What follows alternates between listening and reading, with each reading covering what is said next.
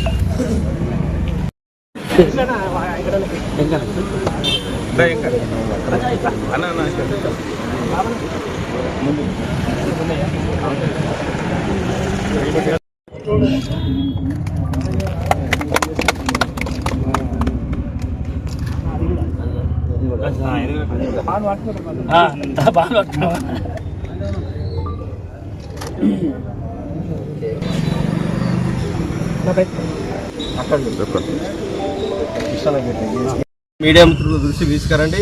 అవి కూడా ఇలాంటి సమస్యలు ఉన్న గ్రౌండ్కి వచ్చి మా నాయకులు, మా ఎమ్మెల్యేలు, మా కార్యకర్తలు మీకు రైతులకు అండగా ఉంటారని తెలియజేస్తున్నా. మరోసారి తెలంగాణ రాష్ట్ర ప్రజలందరూ కూడా చాకలి ఎల్లమ్మ జయంతి శుభాకాంక్షలు.